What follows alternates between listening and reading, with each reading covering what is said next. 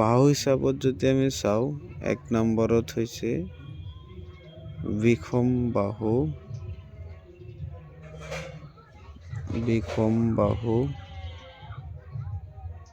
বাহু ত্ৰিভুজ। 2 নম্বৰত সমবাহু ত্ৰিভুজ। 3 নম্বৰত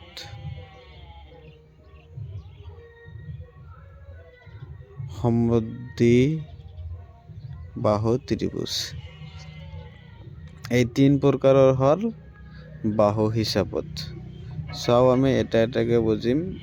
বিষমবাহু ত্ৰিভুজ কাক বোলে, সমবাহু ত্ৰিভুজ কাক বোলে আৰু সমদ্বিবাহু ত্ৰিভুজ কাক বোলে। 1 নম্বৰ চাম আমি বিষমবাহু ত্ৰিভুজ।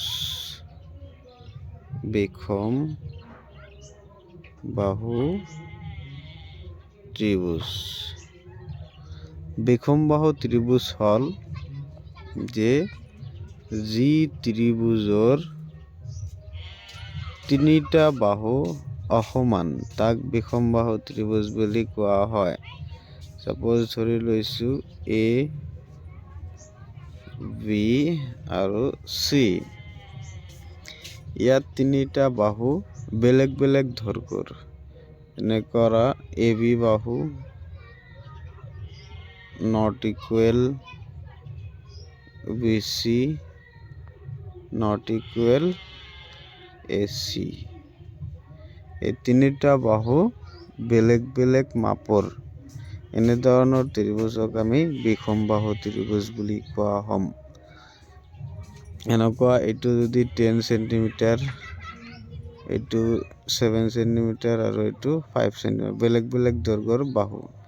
আৰু কোণবিলাকো কি হ'ব, বেলেগ বেলেগ হ'ব। এইটোক আমি বিষমবাহু ত্ৰিভুজ বুলি কোৱা হয়। 2 নম্বৰটো যদি চাওঁ সমবাহু ত্ৰিভুজ। সমবাহু ত্ৰিভুজ অৰ্থাৎ যি সম অৰ্থাৎ হৈছে সমান সমান। তাত যি ত্ৰিভুজৰ 3টা বাহু সমান তাক সমবাহু ত্ৰিভুজ বুলি কোৱা হয়। A, B, C।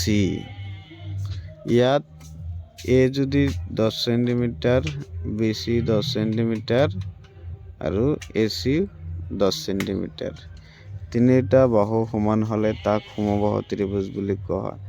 আৰু ইয়াত সমবাহু ত্ৰিভুজৰ 3টা কোণৰ মান সদায় সমান থাকে। সমান অৰ্থাৎ সমবাহু ত্ৰিভুজৰ এটা কোণৰ মান 60 ডিগ্ৰী। এতিয়া A যদি 60 ডিগ্ৰী হয়, B 60 ডিগ্ৰী হ'ব আৰু Cও 60 ডিগ্ৰী হ'ব। আকৌ এটা ত্ৰিভুজৰ 3টা কোণৰ যোগফল 180 ডিগ্ৰী। ইয়াত 3টা কোণ যদি প্লাছ কৰা হয়, গোটেইকেইটা কোণ মিলি 180 ডিগ্ৰী হ'ব। সমবাহু ত্ৰিভুজ গ'ল। নেক্সটত সমদ্বিবাহু ত্ৰিভুজ। 3 নম্বৰত হ'ব সমদ্বিবাহু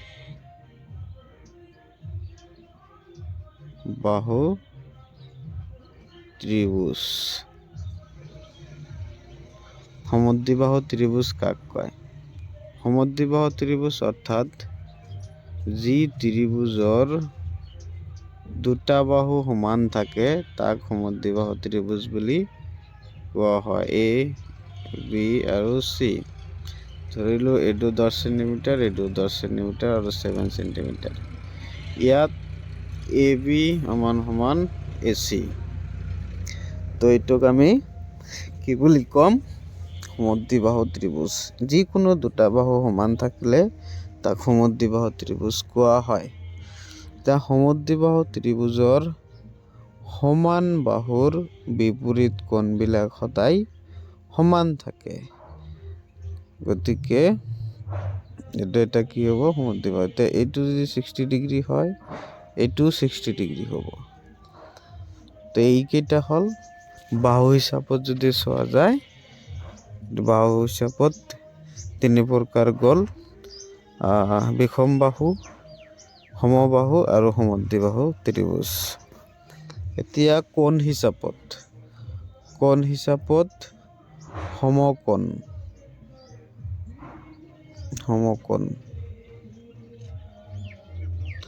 সমকোণী ত্ৰিভুজ।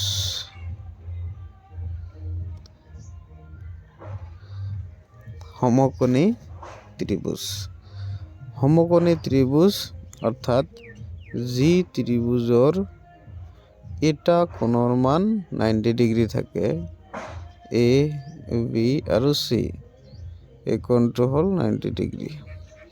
যিকোনো এটা কোণৰ মান যদি 90 ডিগ্ৰী হয় তাক আমি সমকোণী ত্ৰিভুজ বুলি কোৱা হয়। তাৰপিছত আৰু এটা আছে স্থূলকোণী ত্ৰিভুজ।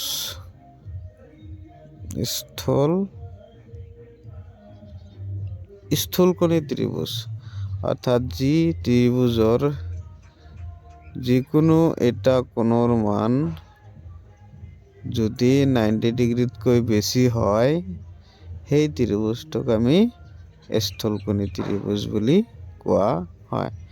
অৰ্থাৎ 90 ডিগ্ৰী আৰু 180 ডিগ্ৰী। 180 ডিগ্ৰীতকৈ সৰু,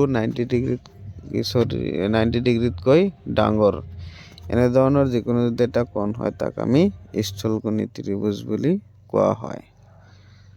তাৰপিছত সূক্ষ্মকোণী ত্ৰিভুজ।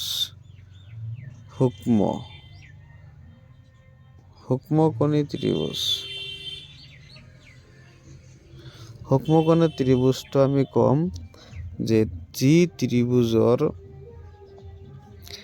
এটা কোণৰ মান 0 ডিগ্ৰীতকৈ ডাঙৰ, 90 ডিগ্ৰীতকৈ সৰু যদি থাকে, এনেধৰণৰ ত্ৰিভুজক সূক্ষ্মকোণী ত্ৰিভুজ বুলি কোৱা হয়। নিশ্চয় তোমালোকে বুজি পালা ত্ৰিভুজ কেই প্ৰকাৰৰ আৰু কি কি।